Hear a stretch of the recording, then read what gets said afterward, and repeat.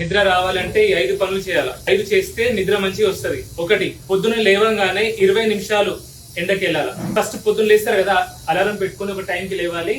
లేవగానే ఎండకి వెళ్ళాలి. ఒక 20 మినిట్స్ చాలు. 20 మినిట్స్ ఎండకి వెళ్ళగానే ఫస్ట్ సర్కేడియన్ రిథమ్ సెట్ అవుతుంది, బాడీలో హార్మోన్స్ పనిచేస్తాయి, మెలటోనిన్ రిలీజ్ అవుతుంది. దాంతో కరెక్ట్ టైం కి మనకు నిద్ర వస్తుంది రాత్రిపూట. సో ఫస్ట్ లేవగానే ఎండకి వెళ్ళాలి. 1. 2, మధ్యాహ్నం 2 గంటల తర్వాత కాఫీ తాగకూడదు. కాఫీ తాగేటోళ్ళు ఎవరైనా సరే 2 ముందే తాగండి, 2 తర్వాత కాఫీ తాగండి. 3, 7 గంటల తర్వాత పొట్టకి మెదడుకి ఎటువంటి తిండి పెట్టకండి. అంటే 7 గంటల లోపలే డిన్నర్ అయిపోవాలా. ఓకే, 7 గంటల తర్వాత స్క్రీన్ ఉండొద్దు.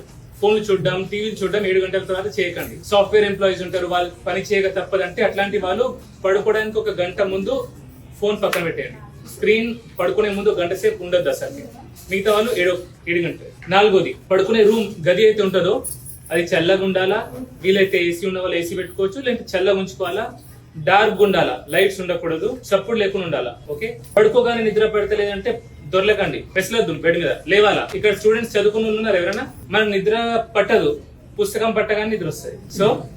సో నిద్ర వస్తుంది అంటే చదువుకోండి, ఏదో ఒక పుస్తకం మీకు నచ్చింది చదువుకోండి. ఓకే, 5వ విషయం, ఇది చాలా చాలా ముఖ్యం. ముగ్గురికి నిద్ర పట్టదు. జూద, చోర, పరాంగణ అంటారు. గ్యాంబ్లింగ్ చేసేటోడికి. గ్యాంబ్లింగ్ చేయకండి, గ్యాంబ్లింగ్ యాప్స్ జోలికి వెళ్ళకండి. షేర్ మార్కెట్ లో ఇవాళ డబ్బులు పెట్టి రేపు తీసేస్తా, ఫుల్ కోటీశ్వరం అయితే, ఇట్లాంటి పనులు చేయకండి. గ్యాంబ్లింగ్. చోర అంటే దొంగతనం చేయకండి. పక్కనోడి ఆస్తి కాజేయాలా, పక్కనోడి భూమి కబ్జా చేయాలా, మోసం చేసి పైసలు సంపాదించాలా, ఇట్లాంటి పనులు చేయకండి. పరాంగణ, మనం పెళ్ళైన వాళ్ళు, మనం కట్టుకున్న పెళ్ళాం తప్ప మిగతా ఆడవాళ్ళు ప్రపంచంలో ఉన్న వాళ్ళందరూ మనకు తల్లులు, అక్కలు, చెల్లెలు. పరస్త్రీని కామించినోడి కూడా నిద్ర పట్టదు, అంతే కదండి. సో ఈ పనులు చేస్తే మనకు మంచిగా నిద్ర వస్తుంది. అండ్ ప్రతిసారి నేను చెప్తుంటా, తినేటప్పుడు మీరు వెజిటేరియన్ అయినా నాన్ వెజిటేరియన్ అయినా సరే 4 లీటర్స్ వాటర్ ఖచ్చితంగా తాగండి. ప్రతి మీల్ లో ప్రోటీన్ తీసుకోండి. ప్రోటీన్ అంటే మాంసకృత్యులు. వెజిటేరియన్స్ అయితే పప్పులు లాంటివి, నాన్ వెజిటేరియన్స్ అంటే మీట్, ఎగ్స్ అట్లాంటివి. ఓకే, అండ్ ఎక్కువ కార్బోహైడ్రేట్స్ తీసుకోండి. ఎక్కువ కార్బోహైడ్రేట్ తీసుకుంటే ఇన్సులిన్ రెసిస్టెన్స్ వస్తుంది.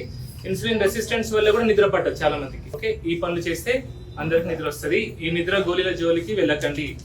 ఏమైతే నిద్ర పడతలేదు, వాళ్ళు గోలు వేసుకుని పడుకుంటా అనుకుంటారు అనుకోండి, వాళ్ళకి అలవాటు అయిపోతుంది. అది లేకుండా మనం నిద్రపోము. ఓకే, అది దానివల్ల ఎన్నో సైకియాట్రిక్ ప్రాబ్లమ్స్ కూడా వస్తాయి. సో మీరు నిద్ర గోళీలు వాడేది ఉంటే సైకియాట్రిస్ట్ ని కలిసి, ఇవన్నీ చేసిన తర్వాత మీకు నిద్ర పట్టకపోతే ఒక సైకియాట్రిస్ట్ ని కలిసి ఆ తర్వాతనే నిద్ర గోళీలు వాడండి. ఓకే.